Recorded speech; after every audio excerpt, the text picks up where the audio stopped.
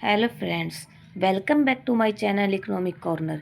पिछले वीडियो में हमने पढ़ा था शैक्षिक प्रबंधन से कि अर्थ, प्रकृति, प्रबंधन की परिभाषाएं, प्रशासन के से संबंधित कुछ बातें पढ़ी थी।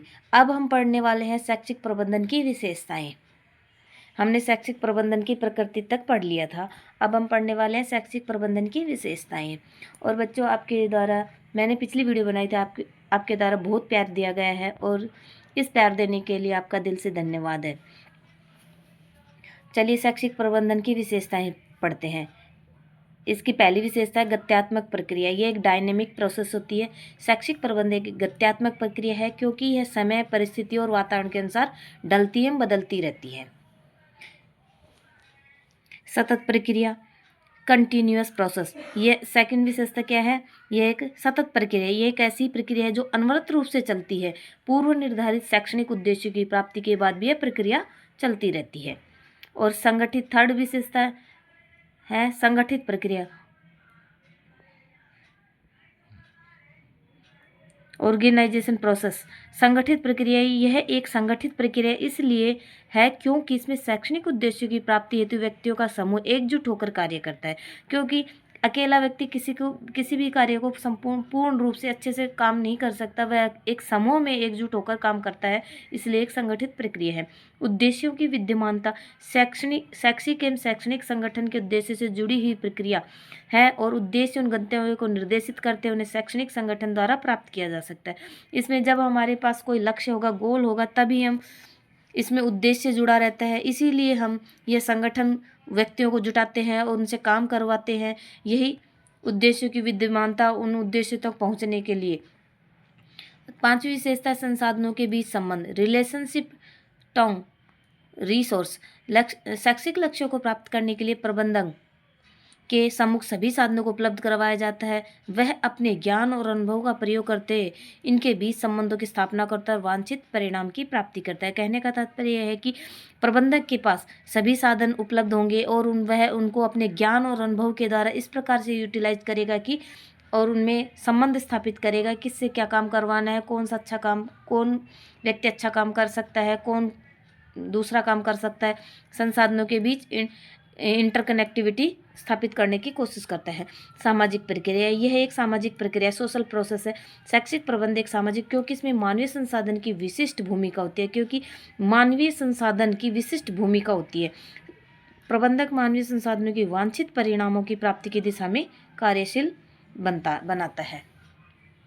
अगली विशेषता देखते हैं, सार्वभौमिक प्रक्रिया, यूनिवर्सल प्रोसेस। शैक्षिक प्रबंध की प्रक्रिया के तत्व, नियोजन, संगठन, नियुक्तिकरण, निर्देशन, नियंत्रण, ये सभी किसी भी देश व संस्कृति की शैक्षणिक संस्थाओं में कमोवेश देखे जा सकते हैं। ये एक सार्वभौमिक प्रक्रिया है, यूनिवर्सल प्रोसेस है, क्योंकि यह सभी जगह लागू होता है, हर क्षेत्र में लागू होता है प्रबंधन। और प्रबंधक होगा, अच्छा मैनेजमेंट होगा तो वह कार्य अच्छे ढंग से पूर्ण होता है। अंतर विषयक उपागम, इंटरडिसिप्लिनरी अप्रोच। यद्यपि शैक्षिक प्रबंध ज्ञान की नवीन शाखा के रूप में अपना अस्तित्व बनाने हेतु प्रयासरत है, परंतु इसके सिद्धांत और अवधारणाएं व्यावसायिक प्रबंध और मनोविज्ञान से ग्रहण किए गए हैं। क्या है? इसके सिद्धांत और अवधारणाएं कहाँ से ली गए हैं? व्यावसायिक प्रबंध और मनोविज्ञान से ग्रहण किए गए हैं।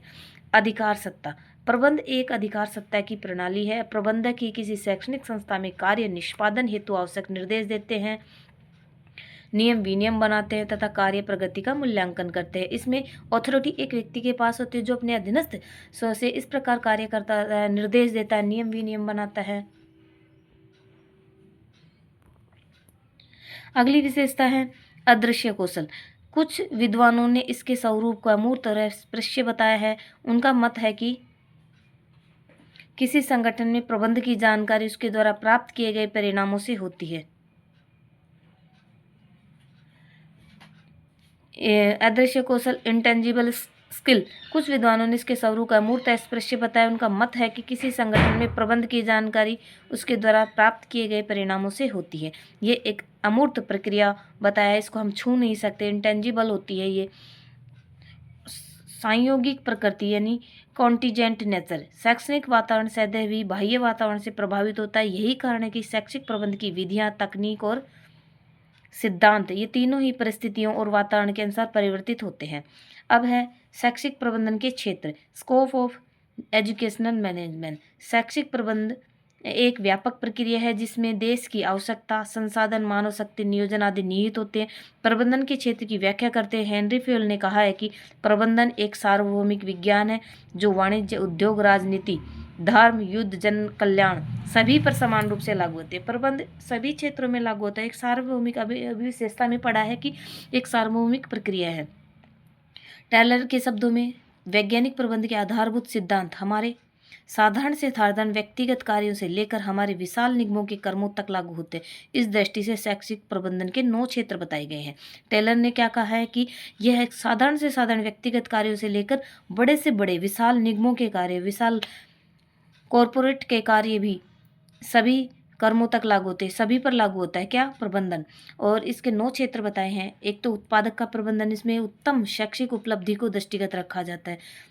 वित्तीय प्रबंधन, शिक्षा संस्थाओं के संचालन के लिए वित्तीय प्रबंधन किया जाता है। विकास प्रबंधन, विद्यालयों को प्रोन्नत करने के लिए विकास की व्यवस्था की जाती है। वितरण प्रबंधन, विद्यालयी संसाधनों का वितरण किया जाता है।